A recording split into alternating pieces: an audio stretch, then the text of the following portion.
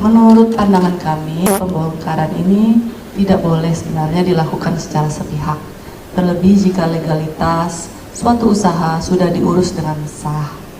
Pembongkaran sepihak bisa menjadi sebuah presiden buruk bagi iklim investasi atau berusaha di Indonesia. Pariwisata pasti berkembang, taruhan saya. Assalamualaikum warahmatullahi wabarakatuh. Nah guys, ini lagi viral Menteri Pariwisata Putri Widianti yang menyenggol Kang Deddy gara-gara pembongkaran Hybeast Fantasi beberapa waktu lalu di Puncak Bogor ya.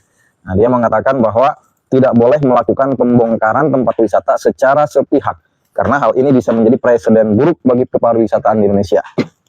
Nah, ini yang saya bingungkan, kok sekelas menteri, apalagi dia itu sebagai seorang pengusaha, bahkan menjadi menteri terkaya di era Prabowo ini dengan harta 5,4 triliun, bisa berpikiran sepicik itu.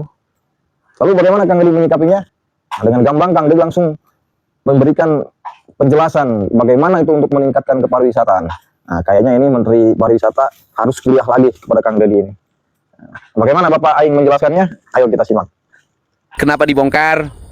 Tata nilai keindahannya hilang, ekosistem tehnya hilang, air jatuh ke beton, turun ke sungai, banjir di Cisarua, banjir di Bekasi, banjir di kota Bekasi. Nah, gini deh, ini sawah nih indah nih. Indonesia ini punya modal kepariwisataan yang sangat luar biasa. Satu, punya alam yang sangat indah, punya gunung yang menjulang, punya hutan yang menghijau, punya laut yang membiru dengan ombaknya yang sangat dahsyat dan indah, punya aliran sungai yang berkelok. Problemnya apa? Gunungnya gundul, sungainya menyempit, keruh, penuh dengan sampah. Kemudian lautnya, pantainya tidak tertata, banyak bangunan, kemudian kotor. Nah, caranya gimana? Gunungnya harus hijau kembali, lautnya harus bersih, indah, tertata, kelok sungainya harus terjaga, sampah-sampahnya tidak boleh ada, pariwisata pasti berkembang, taruhan saya. Yang kedua, infrastruktur jalannya harus pada mulus di mana-mana, petunjuk jalannya harus bagus, CCTV, keamanan pengendaranya harus terjaga, orang yang berlalu lintasnya tertata, teratur, petugasnya sigap, angkutan lautnya murah, angkutan udaranya murah, keselamatannya tinggi, nyaman, banyak diskon tiketnya, wisata.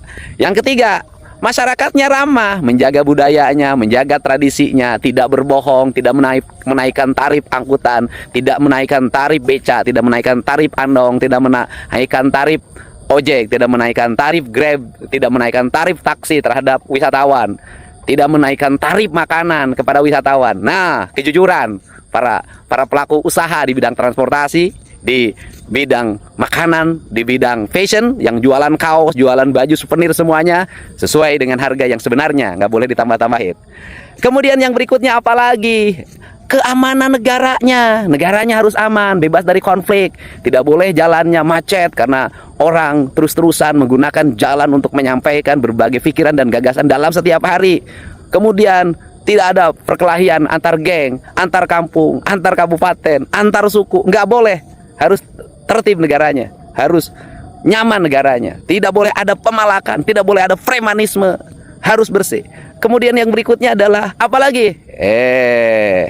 Jaringan internetnya terkoneksi, telekomunikasinya terkoneksi, sinyalnya selalu menyala. Nah, kemudian yang berikutnya apa lagi? Pemerintahnya ramah terhadap negara-negara lain, bercerita tentang bagaimana keadaan negaranya, bercerita dengan sejarahnya, bercerita tentang bagaimana masa depan negaranya. Nah, kemudian orang tertarik datang ke Indonesia.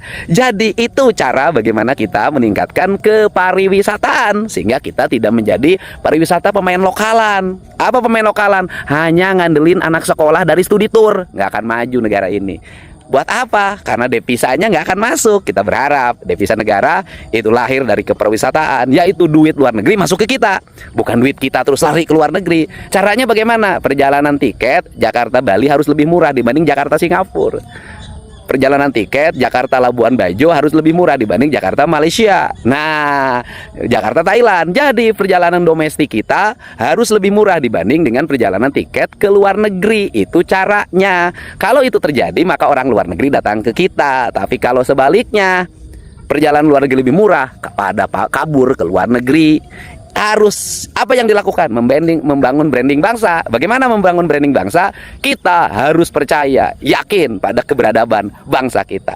Jos, maju wisata Indonesia, lemur diurus, kota ditata, Jawa Barat istimewa. Nah, itulah guys penjelasan dari Bapak Aing mengenai bagaimana untuk mengelola dan meningkatkan kepariwisataan di Indonesia.